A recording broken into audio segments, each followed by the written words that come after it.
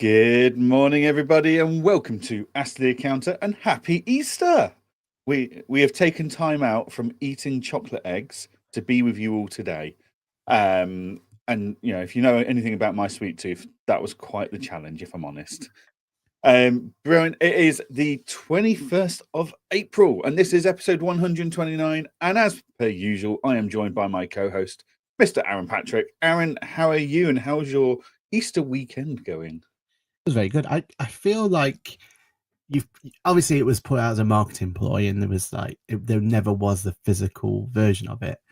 But I feel like Engaging needs to get those chocolate eggs on the out to the public. Like, they look sensational. They look fantastic. I mean, when Ash sent me the image, it's like, oh, I'll look forward to receiving mine in the post.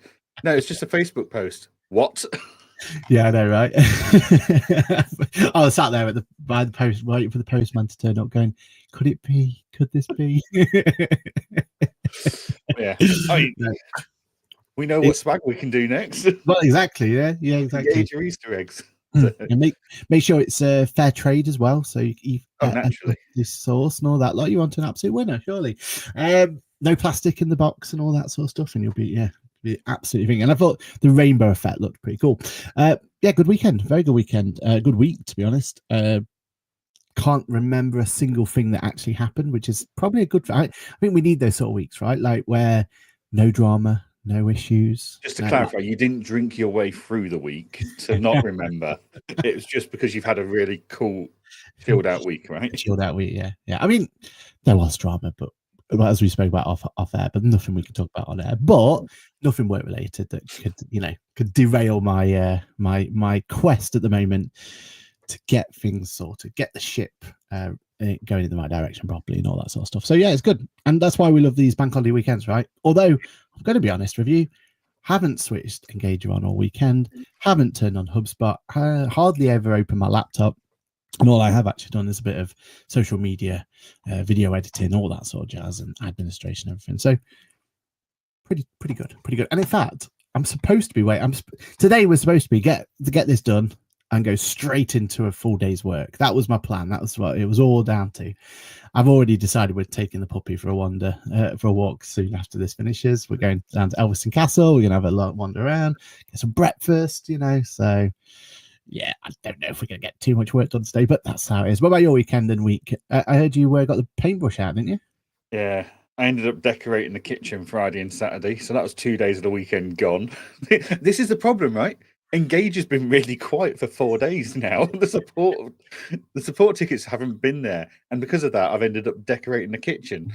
Now it needed a good coat of paint, so everything got stripped off the walls and everything got painted, which was good. It was actually a lot easier and less stressful than I was expecting, and I didn't end up getting divorced over it. So, which is always a risk, isn't it, when you decorate a room? But yeah, I'll be completely honest. I don't have the metal to even attempt to redecorate anything. Like, my skill set with a paintbrush would mean absolutely no chance that I'll be even allowed in there. So yeah. But as per usual, we are nothing if we're not here for our community. So let's say hello to them. Lots of people in the comments. Clive Hand, the first in on the this morning, beating Cheryl to it. I mean, nowhere near the world record. Cheryl owns the world record, but it's starting to look a little bit under consistency. That's 2 weeks in a row. Cheryl's not been the first to say good morning. Should be sat there now, 8 o'clock in the morning. Morning. Beat me to it, will you? Speaking of Cheryl, good morning to Cheryl. Hope you're well. Happy Easter to you too. Kirsty says, good morning, everybody. Stephanie, so does she wear shades when eating a chocolate? Is that what she's trying to say with emojis? Is that safety goggles? Oh, is it safety goggles? Safety goggles.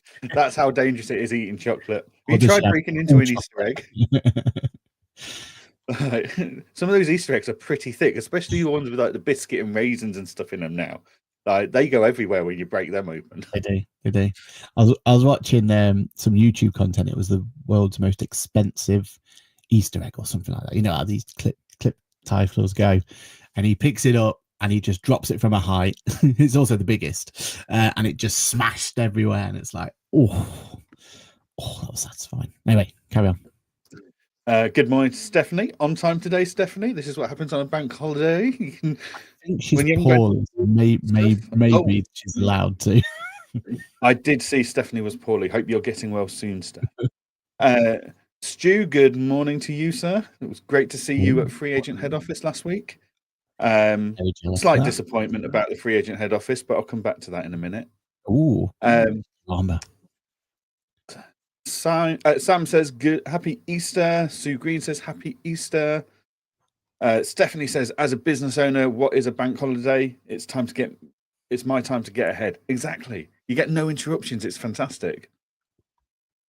And you normally get quite a week before and after as well, don't you? Normally, it's normally what happens because everyone's kind of wound down or wound up. So exactly. Hang on, before it's on mute. This lady caused me a headache last week in my live session because her name is Alexis, and my Alexa next to me started going off. But I had to check the microphones on mute. Lesson learned. Happy Easter, Alexis. Hope you are well. it's all right. Everyone else is to go off though. That's fine. Yeah, that's it. Not my issue. Cheryl says, "I always try to post at exactly 8:30, so you go live on time, not to be the first necessarily." Cheryl, you see, it's this support crew that we've got that is important for us, because we were quite happy chatting away about the latest industry news before we realised, we should go live. But yeah, brilliant. Right. So one of the things I didn't mention was last week I went to the Free Agent Head Office. Now, Free Agent, they've just filed a tax return from space, etc. Like their head office is lovely, but I didn't have to go in a rocket to get to it. It wasn't at the International Space Station. There's no zero gravity areas. I mean, it was like a normal office on Earth. I mean, it's got some stunning views of Edinburgh. I'll give them that. And they've got an amazing lecture theatre and some brilliant meeting rooms and stuff. And then you've got the hospitality of the Free Agent crew, which is just, they're always lovely to go and see. So spent some time chatting to them about what they're doing for MTD IT, how Engager can work with them on that, and what our opportunities are to improve that integration further, which is always exciting. Right then, and then you feel one slight bit of frustration on behalf of Free Agent though, how they did this amazing concept of let's be the first to file in MTD in space, blah blah blah blah, and then they put Katy Perry in space, allegedly, because everyone's saying, well, that's not what the SpaceX rockets come back looking like. So exactly. So 2 days or whatever it was of limelight, and then it's like, oh no, let's talk about Katy Perry instead. Did Going she file to space a tax up there? No. Did she take a plant with her? Apparently so. Did her hair float enough to be in space? No. Conspiracy theories are abound. There's more conspiracy theories about putting Katy Perry in space, allegedly, than there was about the moon landing. Oh dear me. Brilliant. Right. Alexis says, "Sorry, not sorry." Fair enough. Kirsty, funnily enough, I commented on YouTube as it takes longer to find the live on LinkedIn. Yeah. LinkedIn's not great for this, is it? And she was making her cup of tea. That's important. Yeah. Cheryl's looking forward to an Engager webinar on Thursday. We'll come to that momentarily, Cheryl. And Stephanie says, "Zero gravity would have felt odd at Free Agent." Oh. Can we not swear on this show, please? We're PG for a reason. You've still got a rash, haven't you, where they put that 0 pin badge on you? But yeah, right. Let's get into the news, and we'll come back to Cheryl's bit later on about the webinar Engager we're doing on Thursday. You know what? Sometimes the news just works in a beautiful, beautiful way. As you all know, I'm a big fan of Adfin. That's why we're integrating it into Engager. That's, I've been using it since January. I absolutely love it. So I'm going to come on to Adfin and their latest updates shortly. But before that, we've got news on Go Cardless. Aaron, have you pulled up the email so we can be completely factual about this and not end up in correction corner again? No, but give me a second. Really should have thought about this sooner. You're too busy chatting away about I the know. latest developments. Generally can't. Oh, here we go. Right. Oh, it's loading. Come on, system. So, this week, in the last week, Go Cardless have emailed all of its users with some changes that are coming up. Aaron, please tell us what changes are coming and when. So, the headline is important. We're changing when you receive payouts. As a bit of a public announcement for everyone, we're changing when you receive payouts from daily to weekly. I'd like to know that the payout schedule will be changing and you'll soon be able to use scheduled payouts. We've included the notice of variations to the new terms and conditions, which you can access here, blah, blah, blah, blah, blah. What scheduled payouts? Scheduled payouts give you the flexibility to switch your payout schedule from daily to weekly, but it's not switch, it'll be forced, or monthly payout if you want to. If needed, you'll still have the ability to request an ad hoc payout outside your chosen payout schedule. So if you do want to get like the needed one if you want to. So if I want to get paid daily, I have to keep requesting that they pay me that money that they're holding into my bank account daily. Exactly. You are able to get paid weekly sooner if you want to. You can log into Dashboard and switch to a weekly or monthly payout schedule before the 16th of June. But basically, it's the 16th of June to be switched to weekly. So, interesting. I mean, I don't know. We were talking beforehand, weren't we, about the reasons and everything else? And clearly, there's a very good reason in terms of bank fees and everything else from that point of view. So that's fine. Slice out 80% of our costs by only paying out once a week. Yeah. But I don't know. I just feel like that was one of their real big strengths, wasn't it? It was the fact that, like you were saying, it trickled it, and you got it to trickle in, and it kind of the whole point of direct debit and all of those sort of things is it's a set and forget mentality, isn't it? As the owner or the business owner, you get your customer to sign up to direct debit. You put some automation in to automatically raise the invoice, collect the invoice, and everything else. Like for us, what is it now? 96% of our client base automatically get paid by Go Cardless, and the others are on standing order because they're legacy historical clients who have always been on standing order and has always been fine. But from an owner point of view, we set and forget. We don't worry about it. We just know that basically when it comes to making payments for whatever it's going to be, wages being probably the biggest one out of all of our practices, the money's going to be there and everything's going to be fine. This has already got me thinking, right, if we're going to go for this weekly one, is enough money going to be in at this point that this date's going to be? And then we're suddenly doing cash flow forecasting and trying to figure this all out, and making sure that we're not going to cause ourselves issues. And when should we make this investment into maybe some new tech or a new piece of hardware or something? Because now we're considering our cash flow forecasting. I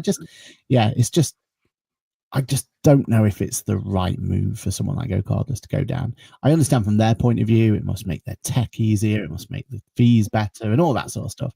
And actually, from a reconciliation point of view, it's probably going to be easier for us, isn't it? Right? Like, because they're often a penny. No, it's not.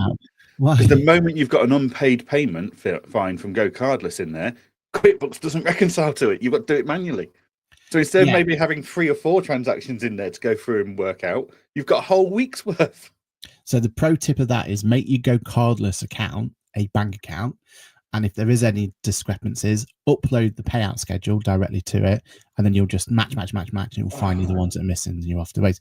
At least we don't have to do that on a daily basis for me, that I have to do that process, or the team has to do that process once every, 20 payouts or whatever it's going to be, right? I don't have to do it at all anymore because I use admin and they don't charge me for when my clients can't afford to pay me. But yeah, that's the issue, isn't it? But yeah, it's one of those pieces of news that definitely got me thinking, because we're already considering moving to someone like Advin, right? We're always going to keep our eye on that, and that's going to be one of really sticky positions for us, because changing how your clients pay you is always going to be difficult, right? Like, it's always going to be a really tricky way, a process to go through. But I think something like this does make you go, maybe it's sooner rather than later to start considering moving over, because it's just going to be frustrating for us, isn't it? There's going to be a lot of firms out there that go, not an issue, like, don't care, because we invoice all of our clients on the 1st and that all gets paid on the 10th to the 12th and we're done for the month. Yeah. Personally, I've never run my business like that. That's always scared me of feeling like that money that comes in on the 10th or the 12th, that's got to do, that's got to pay my substantial Xero bill, my substantial QuickBooks bill, my wage bill. It's got to pay all of this stuff out over the month. It's like I've always got nervous and anxiety about that. So I've always gone, right, client signs up, 7 days later, the first invoice is set to raise and go, with payment due on receipt, which means admin kicks in, it takes all the money and stuff like that. Yeah. So I then have a trickle of money coming through all month. Now, some days, like Friday, it was like 60 quid because there was just one small invoice in there. Other days, yes, there's a huge spike. However, I've got that gradual trickle of money throughout the month. So the bank balance is constantly replenishing, which in a service-based industry, that's more down to me and my anxiety of cash flow and stuff like that. From day when I first started the business, I wanted the money coming in as soon as possible, not waiting and stuff like that. But for a lot of businesses out there that use Go Cardless, like our clients, they run their businesses like that. And weekly payouts is not going to cut it for them. Like, what happens if you make your payroll payment, say, on a Friday, but the money comes in on a weekly on a Monday? You've got to ring fence that money for 4 days before you can then pay the payroll that week. Or you've got to ring fence several weeks worth of money to then pay the payroll at the end of the month. Like, it's all of a sudden what's meant to be making our lives stress-free and easy suddenly has added a whole new level of complexity and anxiety to us and our users and our clients. That this is either underinvestment of infrastructure, which means that their systems cannot continue to process and handle the amount of payments they're having to do every day. So they're trying to take the pressure off by just doing one big payment every week. Or it's, like we said, it's cutting costs. Like, why pay 5 lots of of bank transaction fees for that customer this week when I can pay it once? Yeah, I'd argue against investment costs because I've seen like their infrastructure and stuff. So I can't imagine this is a infrastructure issue. But what I hope, the only kind of glimmer of like potential possibility here is there are some cool features on its way that can only work with scheduled being weekly. That's the only thing I can think of, because as a positive, there can't be like you can't bring something like some fundamental change like this without showing off and here's a positive spin on it. But if that's the case, they should have that should have been part and parcel of this email, right? This email should have been, right, here's your here's the bad news. We're about to move from daily to weekly, but here's the positive. Here is your and we're going to do it this way or whatever it's going to be. And the cynic in you is, so who is it? So they can hold the money a little bit longer, maybe get a bit of interest on it. Interest earning on it, yeah. That's the cynic in you, isn't it? Because it's cutting the cost, the bank transaction fees for them, and potentially, because let's face it, they put a lot of money through their bank accounts, and it'll be earning a bit more interest because it's there for longer. Yeah, it's a profiteering exercise.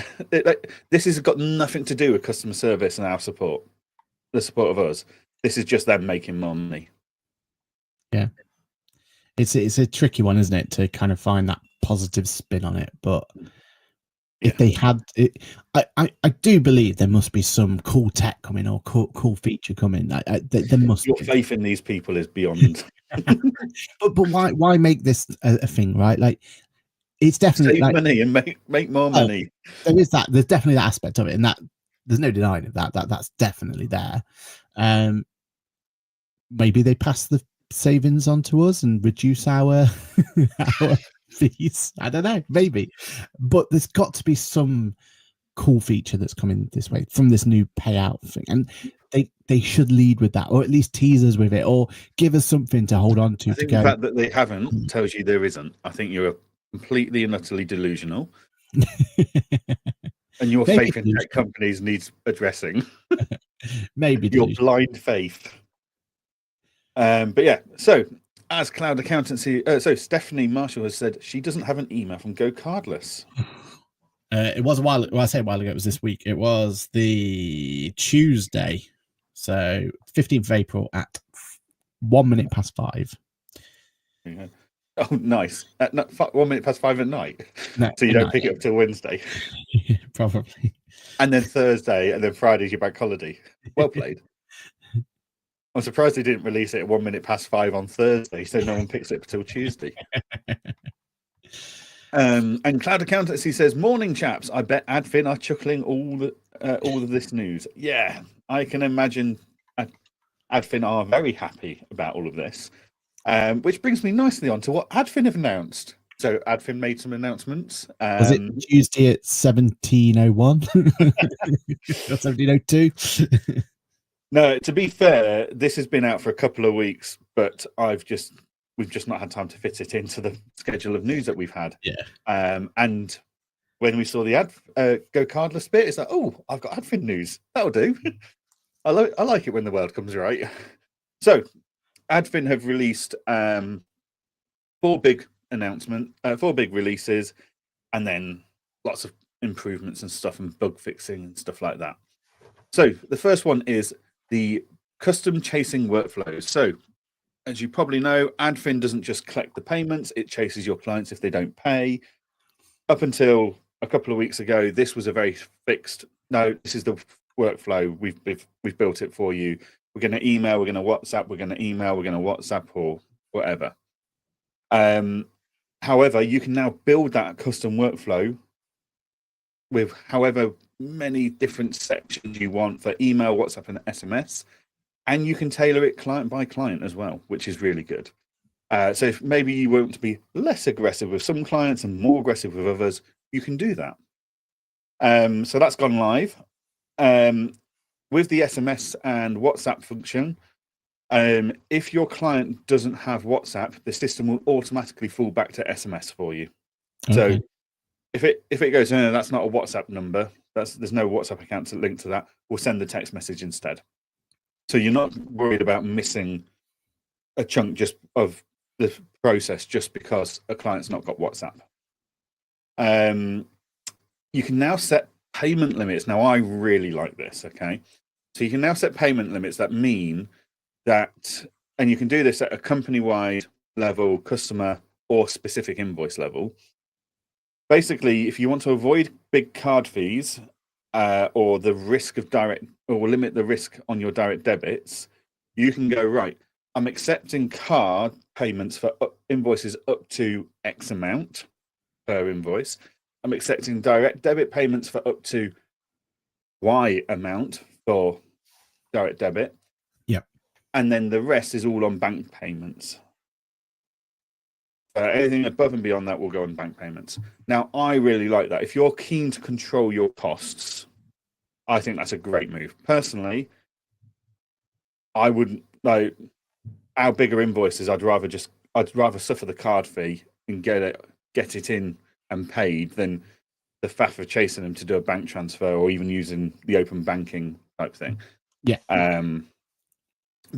So we give our clients all 3 options. We don't mind, but I can definitely see the benefits of going.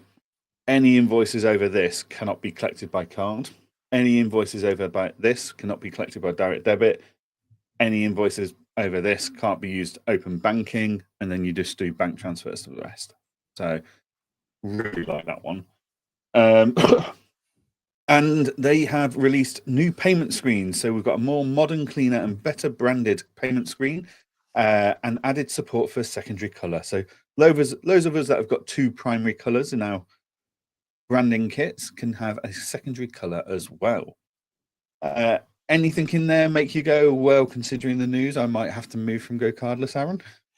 I'm still testing it. I'm still figuring out how it works. I love the concept. I think we've still got to figure out the best way for a QuickBooks user and a Xero user. I think Xero is actually fine, aren't they? I think they're not as bad. But as a QuickBooks user, how do we find it so that we can easily move from, you know, having that nice little tick box on your invoice? Because that's the, no matter what happens, that's the bit that's never going to happen because QuickBooks control that UI. 100%. But I'm saying there are ways in which, because we've already looked into using the terms button, like, and having that's what I use, and it works a treat. So yeah. Yes, there's an initial setup and getting all your reoccurring invoices onto the admin terms, collection terms.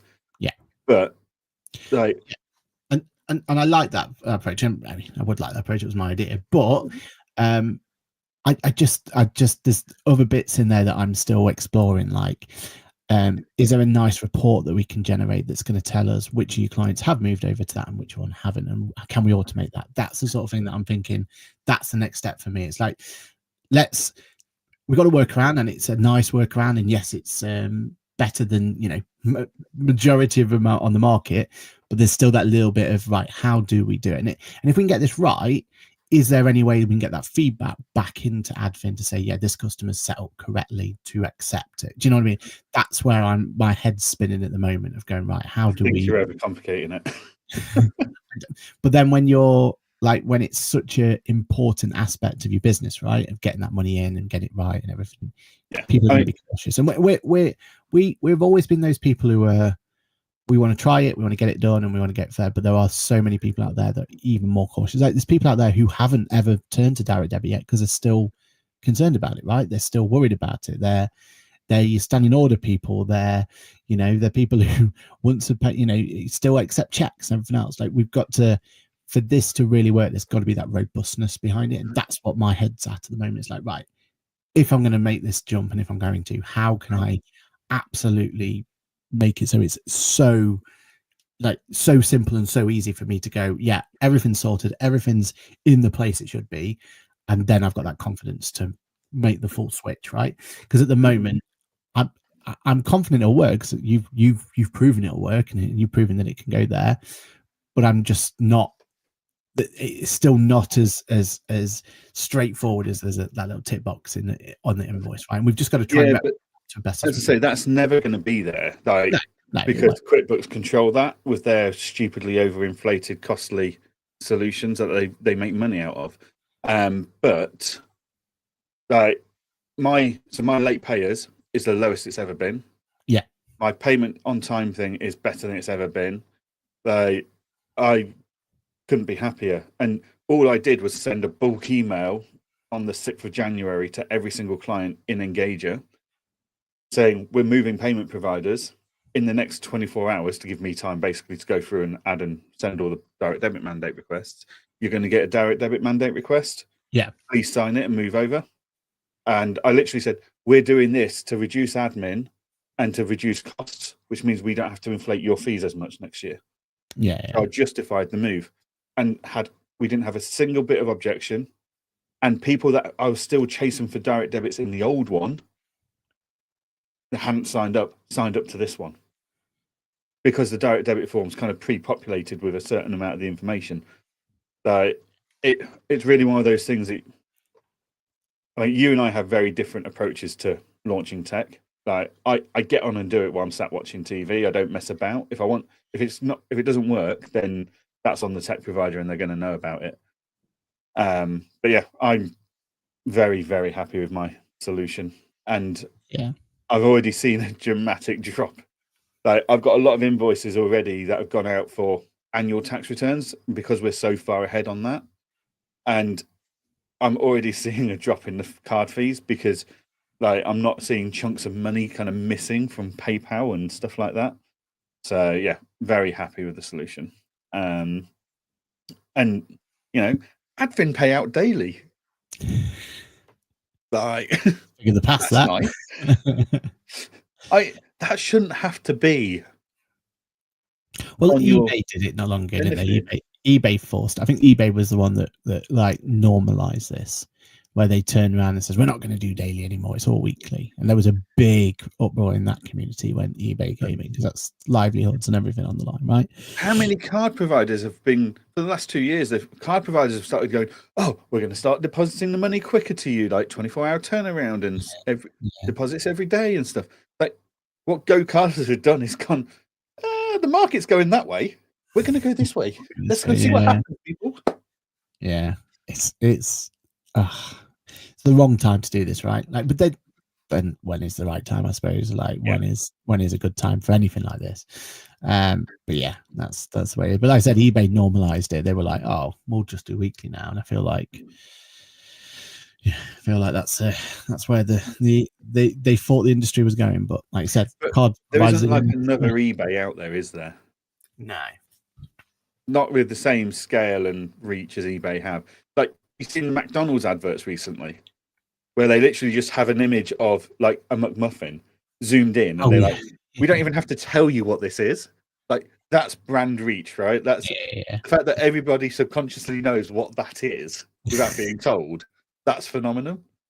And eBay's very much the same. Like, eBay can do what the hell they like. Go Cardless, not so much. Yeah, that's the problem, isn't it? Like, I will be emailing all the clients that I know use Go Cardless with my referral link for Adfin.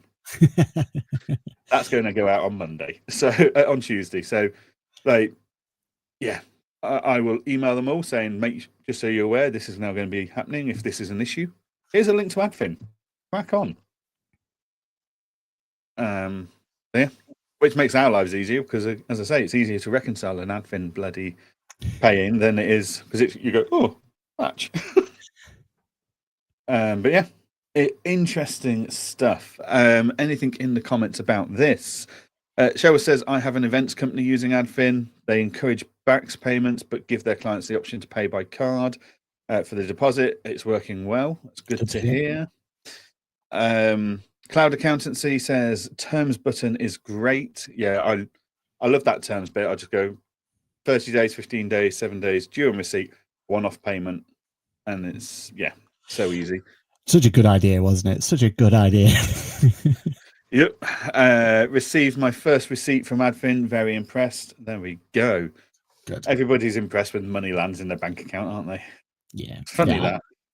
I am excited to give it a play properly and implement it properly. I thought you used to be an early adopter. You're so behind the times. But ICW gave me stick for it, so I've always had to be a little bit more. For being an early adopter? How dare you be tech forward? Yeah, they're still upset about my use of AI. How dare you use unfigured software? Stephanie says, "I've just signed up to have a look at Adfin. Too late for the referral code, Johan." No, it's not a code. It's literally, so every accountant and bookkeeper gets a referral link in their portal. They can share that with their clients. And if any of their clients sign up, the more their clients use it, the more discounts towards the fees that we as the accountant or bookkeeper suffer on our fees gets. So I think it's called is it the Accountants and Bookkeepers Club or something they've got on Adfin? To get free tea. Fee free or free tea? Free tea. I mean, you do if you go for a cup of tea at their stand at an event. Adfin tea. It's always at hand, just in case. You never know when you need a good Adfin tea. And Clive says QuickBooks doesn't have Go Cardless in Ireland. Still the manual payments. Is Ireland and Adfin friendly? I don't know. I think Go Cardless are in Ireland, aren't they? Not as an integration though. They're not an integration. Oh, that's QuickBooks. Rest of the world product doesn't integrate. Yeah, but I'm wondering though if Adfin is, then this, because that terms solution works on any product QuickBooks. That's why terms was decided to be used, right? Because it's in every version, every SKU. You could even do it as QuickBooks Sole Trader if you really wanted to, right? Like you could do it on any of them. So yeah, have a look, Clive, if Adfin's available in Ireland. We don't know. I don't know if that's right. But do it, because their integration will just work for you. Yeah, reach out to them and ask them. They'll soon be able to tell you if it's there or if it can be there very soon.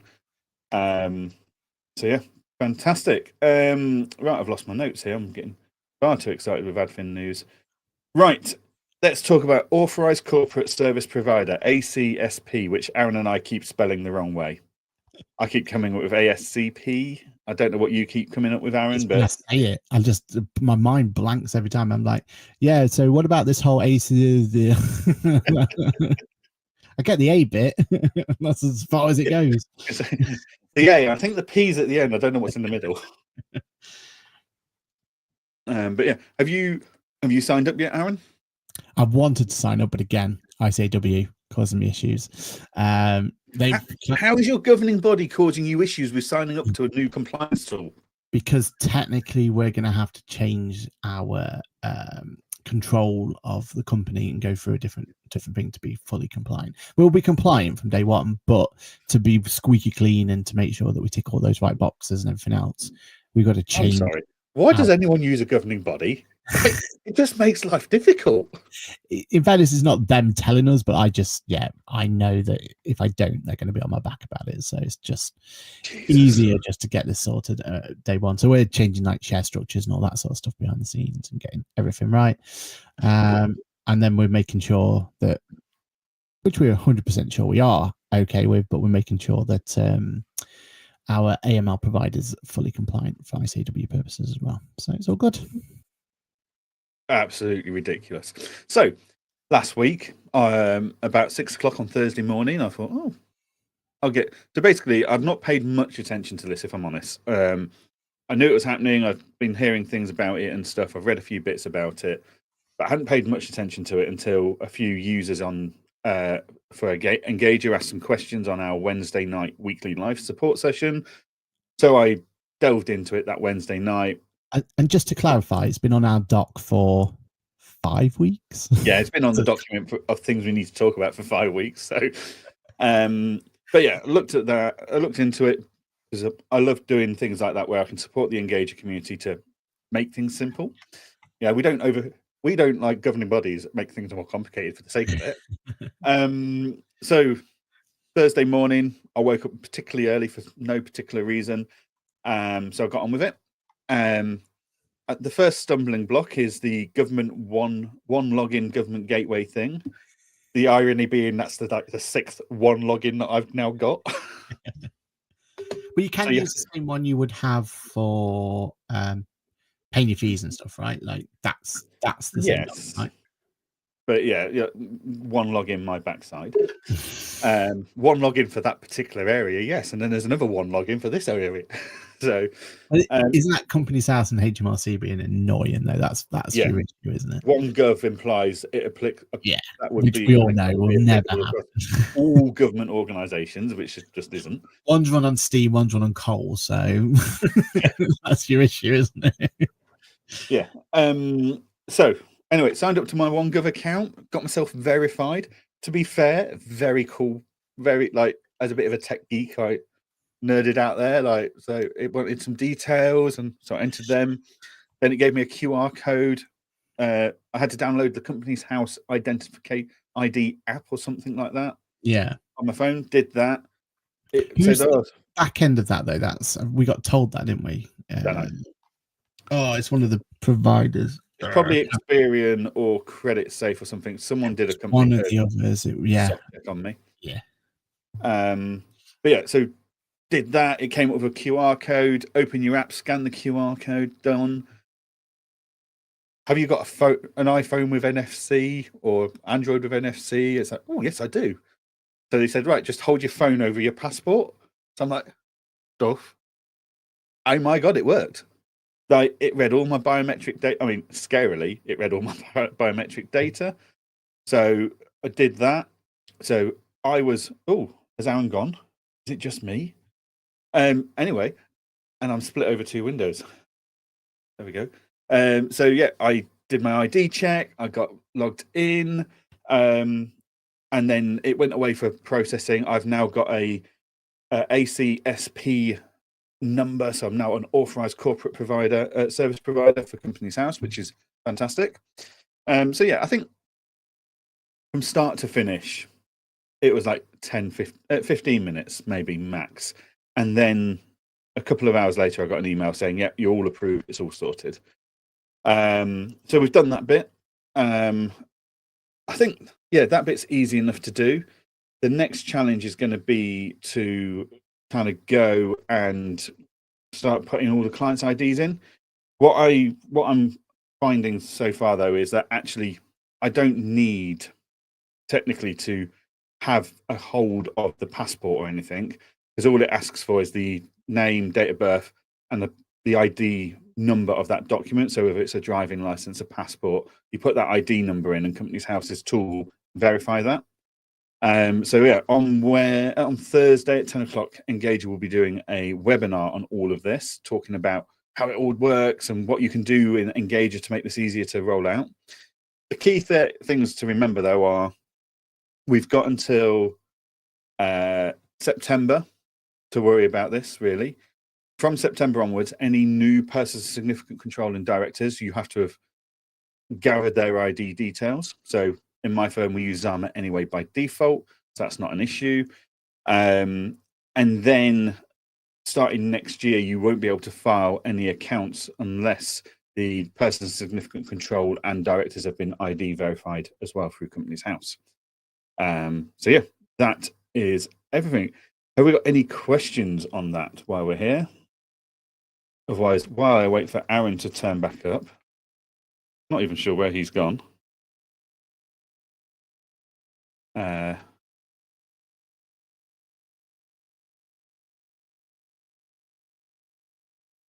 Cheryl's been referring to it. I can't even bring the comments up because Aaron controls that. Cheryl's been referring it to the Companies House thing. I think that's what we've all been saying, isn't it? It's the Companies House thing that we have to do ID checks for. And Cheryl signed up on Saturday. Took about 20 minutes altogether. You know what? Probably 15 to 20 minutes is about right, including time to find the passport, because I normally assume it's in my little safe. Then I have to remember the code, so it takes a bit of time. 2 seconds.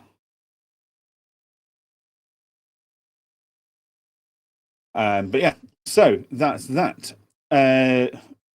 And the other topic we were going to be discussing, this is a very odd one-way conversation, is ChatGPT again have launched new updates. Hey! What did I miss? I mean, you've been cancelled, basically. What happened? Well, the internet's completely gone at my house, so yeah, maybe I won't be doing work today. So it's a sign. It's a sign you're not meant to be here. Exactly. Carry on. So, your thoughts on the Companies House thingy, as Cheryl calls it in the comments? Companies House thingy. I mean, I think this is a positive for the industry. I think there's this is going to be an opportunity for us to kind of weed out anyone who maybe shouldn't be practicing, because it does put a lot of people off, right? And it is going to kind of level the playing field a little bit. So I think that's a positive.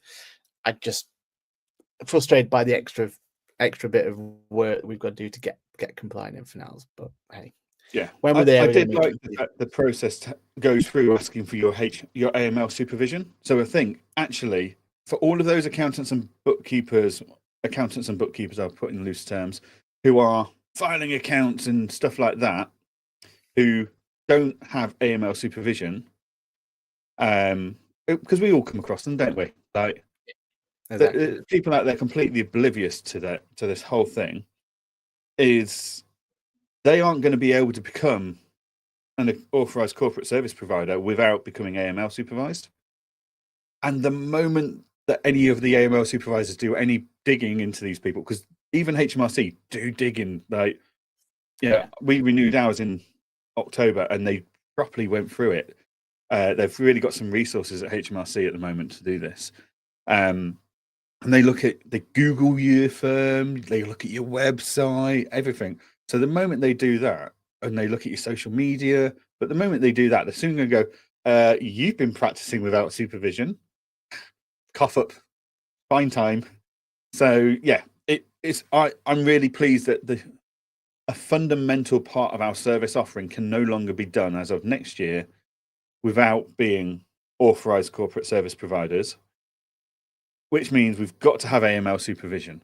Like, I don't know if anyone's noticed, but in the MTD agent login area, there's a new tab at the top called Manage, I think it is, or something like that, where you can manage your settings and you can enter your AML supervision details there, Right. Yeah. and update it. And so you And reckon that'll be mandatory at some point? at some point, that's going to become mandatory, right? Yeah. And it makes complete sense that that's where they're going with it, because that's, we need to stop people being able to, we've already got to the point where you can't file company accounts to Companies House directly via the website anymore. You've got to do it via software. Yeah. So the more and more of these boundaries that we're getting, and that's affected more accountants I thought of, because when I thought about it, I thought it's only going to be clients that are affected. But the amount of people that have reached out on my socials about, well, what do I do now then? How am I going to serve my client? I was like, sorry, you were filing by it's that short-term thinking, isn't it? Of, why am I paying for software when I can do it for free? So yes, you can do it for free, but is it an effective way of working? Like, do I spend 5 hours doing it, filing it for free, or do I spend 2 hours doing it for the sake of 20 quid in software fees or something? You know what I mean? Like, exactly. There's a very, accountants and bookkeepers in general, we're not great at going, we're looking at our cash balance and going, oh, that's free, I'll take that option. But we don't always take into account the indirect costs of doing it that way. So yeah, I'm really pleased that this is coming in and they're making lives more difficult for the less scrupulous. Like, I always feel slightly guilty that I'm not with a governing body, but then I hear the stories of Aaron and other people with governing bodies and go, thank God I'm not. Like, I'm AML supervised, I'm insured, like why am I making my life more difficult than I need to?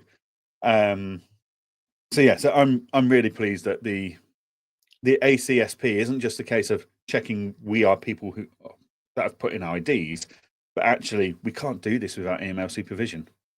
And and it does make you just question your kind of like for us, we are compliant. Like, we would be fine if we just signed up now, but we also think, but doesn't that give us some issues maybe later down the line, or would we, it just puts questions in the air, and then that means we've had to sort something out, which we probably would have just gone, it's okay, we're fine, let's just bob on with it. But now it's forced us to go, right, let's get this changed, let's get this updated, let's make sure everything's all exactly fine. So in that respect as well, that's good, right? It's making everyone that level playing field. And I think you're right about that. It's not just about the accountants and bookkeepers who aren't supervised or aren't. It's about the ones that maybe just aren't doing it as strictly as the rest of us. And this should level the playing field, and it means we're all going to have to spend the same amount of admin costs. We're all going to have to spend the same amount of AML costs to get a client onboarded now. So we're all going to, there's no, let's just undercut someone from, just because we're cutting corners here and there. This should make it so much more of a level playing field, which is what we always want, don't we? That's how every industry we've been talking about having it fair, isn't it? Yeah, I also hope that this is going to make the accountants and bookkeepers out there that aren't using secure ways of capturing data, i.e. passports and driving licenses, reconsider how they do this. So it's no longer a case, can we just go, oh, that's a passport. Yeah, fine. I'll tick a box. You need to keep that ID, that passport ID number on record so you can pass it through the Companies House process. Like, should you be just keeping that on a scrap bit of paper or on a photocopy in a drawer or on a random desktop or something?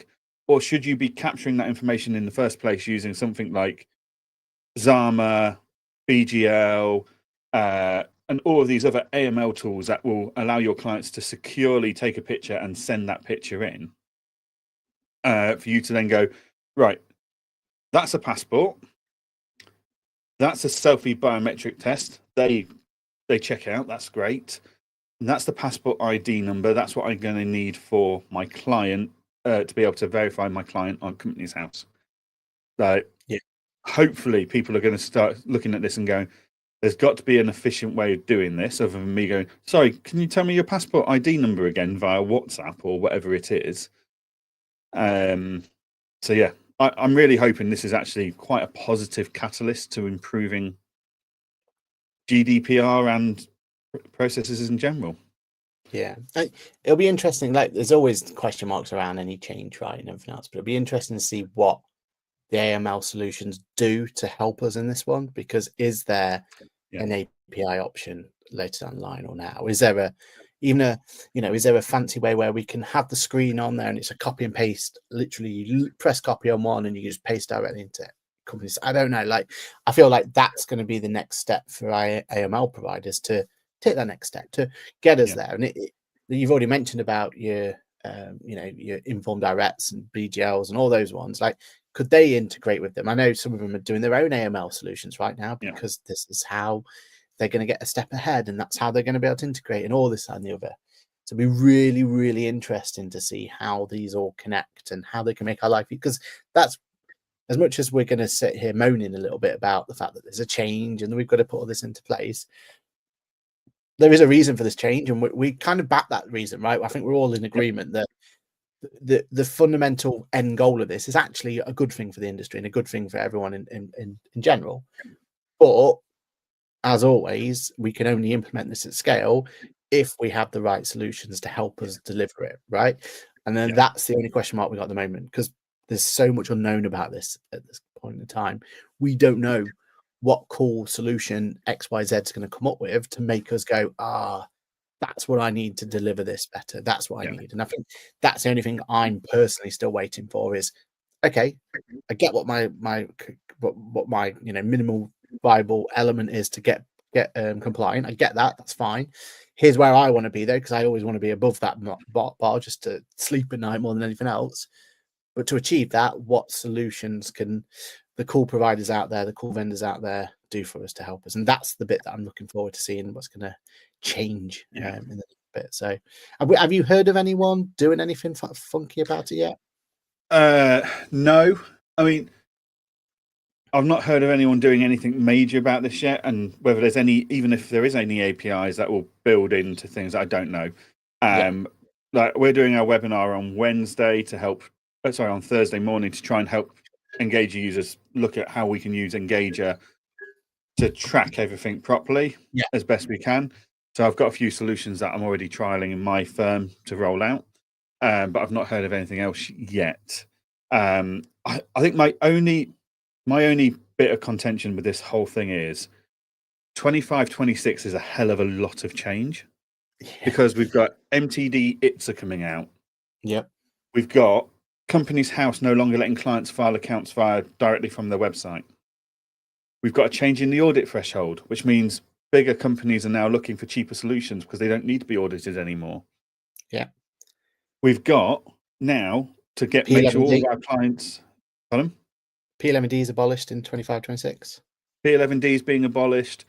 We've now got authorized corporate service providers to become, and to make sure all of, not only just our main point of contact, but all directors and persons of significant control are now ID verified.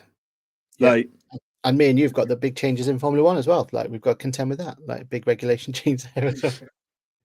Yeah, that's the bit that keeps me up at night.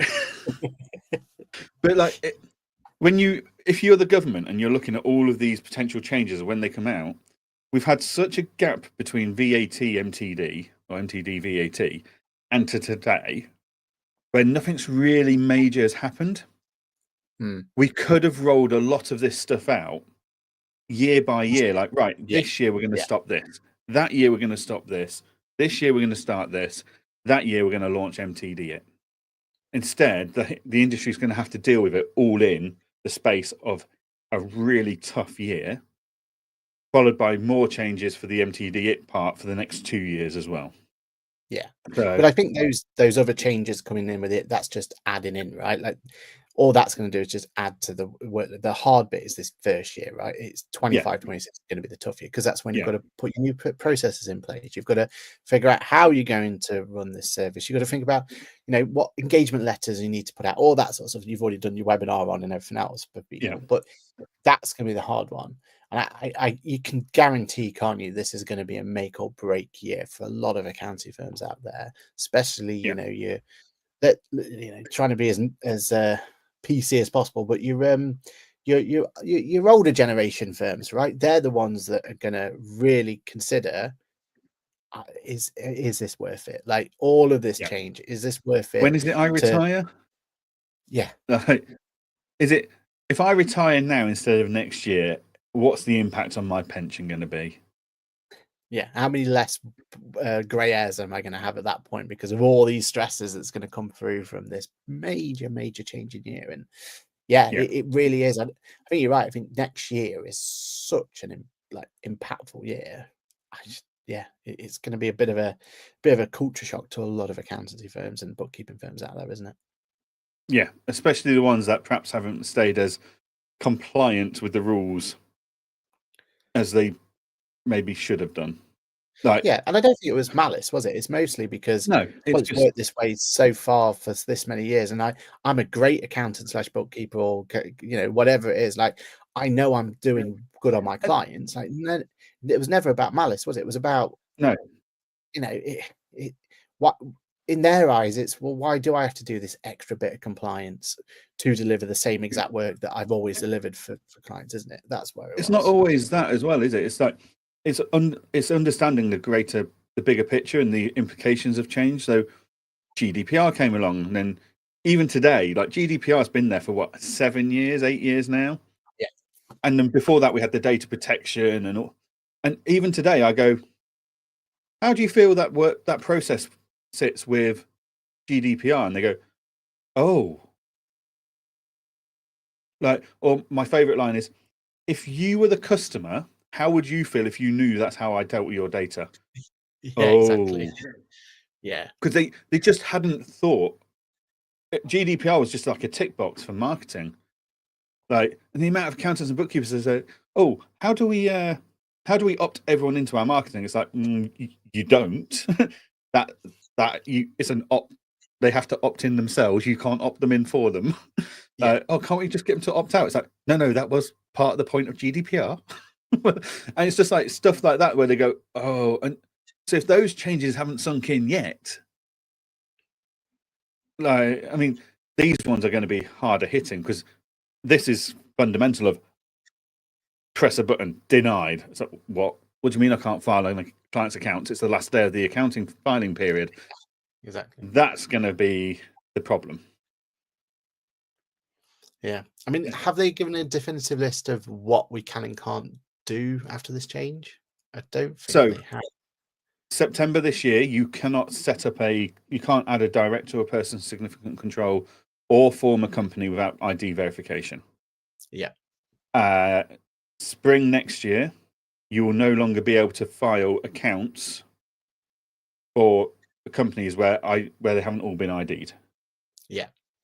So if you get to 8 months, 29 days, about to press file, and then you realise there's a person of significant control that you never deal with, called Bob. Bob's the other end of the world. No mobile coverage. Is that good luck? Yeah, exactly. We are going to have to be on top of our record keeping for this. Yeah, but they've never said it for anything else, so like CSO ones or anything like that. Yeah, have they? No, this doesn't impact on the. Yeah, this is only impacting on. Well, yeah, CSO ones. Surely, if you've got. Well, if you filed your accounts, I suppose their argument is, well, we've already verified everyone, so you can file your accounts. Maybe. And you can just imagine this is definitely going to come right at some point. And CSO 1 is one of those ones where we're already like, there's so little margin of profitability in that service as it is. Like, and there's so little time to do it in. Like you normally give yourself 2 weeks, don't you?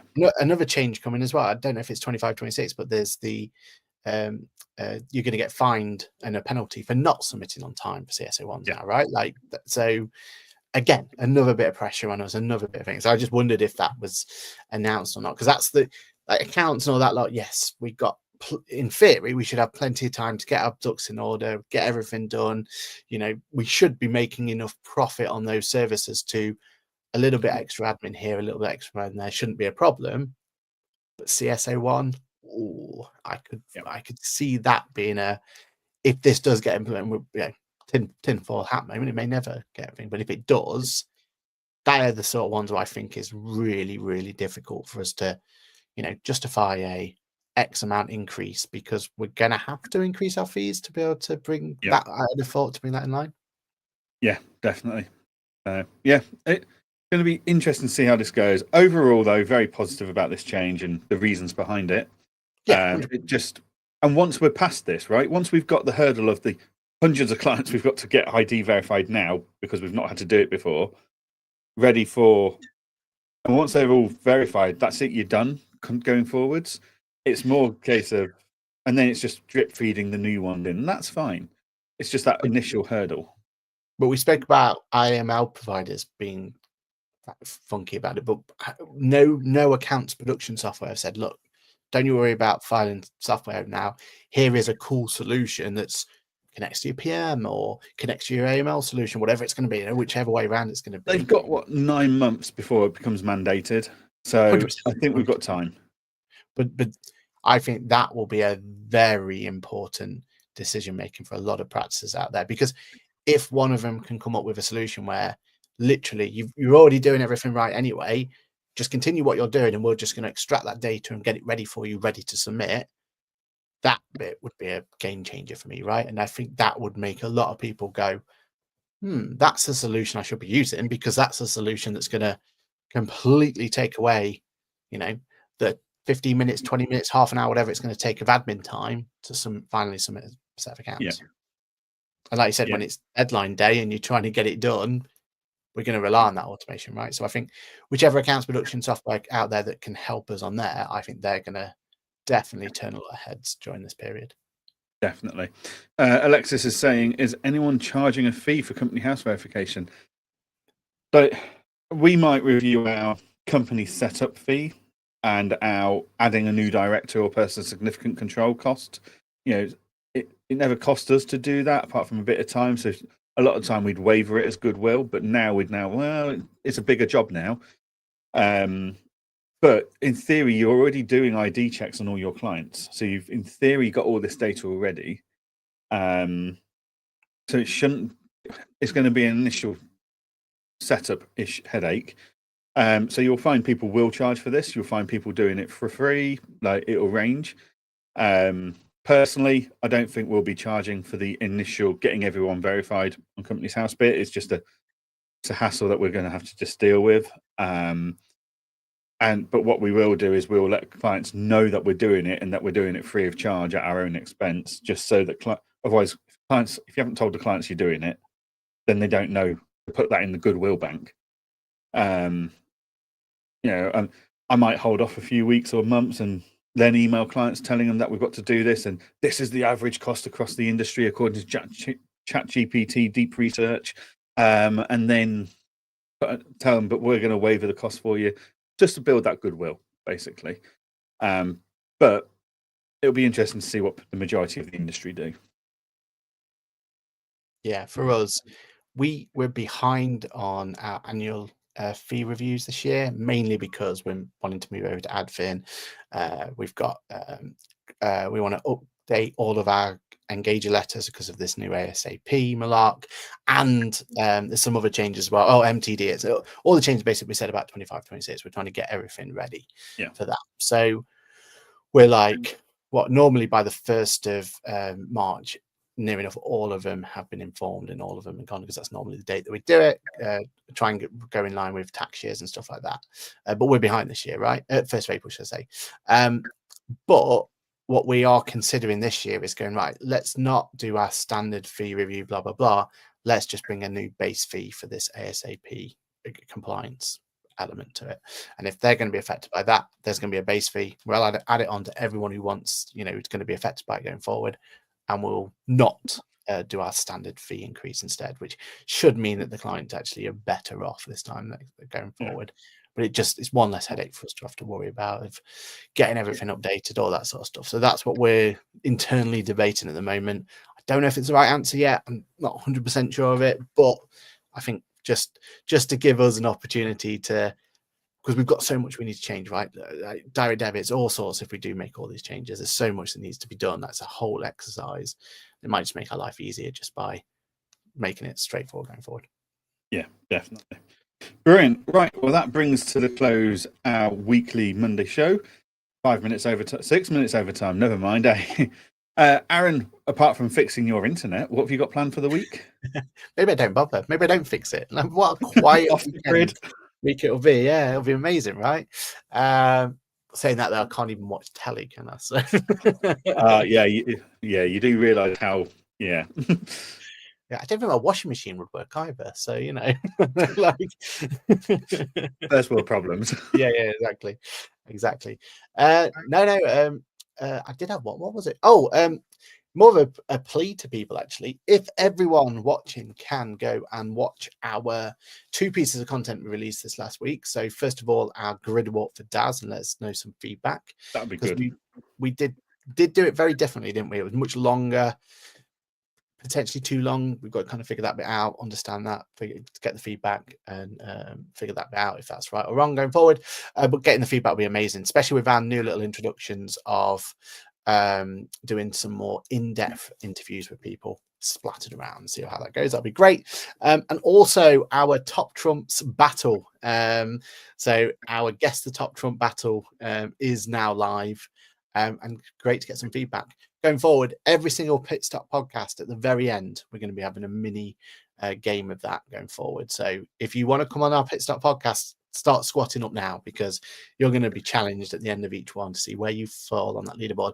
And I did spend the weekend, actually, there was a bit of work I did, and I have built an interactive leaderboard ready and waiting for this. So my idea is it's a bit like the Stig, and you're going to see your leaderboard, and we're going to ask you the question, where do you want to place? Who is there anyone on that list you want to beat? Sort of question mark, right? And then you'll get to play the game, and instantly you're going to know where you land within that going forward. So exciting times coming, and yeah, give us some feedback. Let us know what you think. Let us know if it works. And yeah, feedback is a gift, as we say. It is our industry. While you're there, like and subscribe to the channel. We're trying to grow the YouTube channel, guys. So any subscriptions, please. And if you've got an accountants and bookkeepers friends that you want to, you think, yeah, you guys should be watching this back, if not watching it live, share the YouTube link. As Kirsty said, like trying to find us on the LinkedIn Live can be a bit of a challenge at times. So YouTube is the source of truth for this. So make sure you subscribe to the YouTube channel if you've not already subscribed, because that way you'll get notifications when we go live, and notifications when we release all this new content. And we've got a lot more planned. Like we're looking at things like an AI corner and stuff. So, lots and lots of ideas. We just need some subscribers. We're not charging you. There's no subscription. Just to subscribe, follow the channel on YouTube. That would be fantastic. Thank you very much. Brilliant. Right. Well, on that note, we will leave you all to enjoy the rest of your Easter weekend. Try not to eat too much chocolate and go into a coma. We will see you all this time next week. Goodbye. Bye.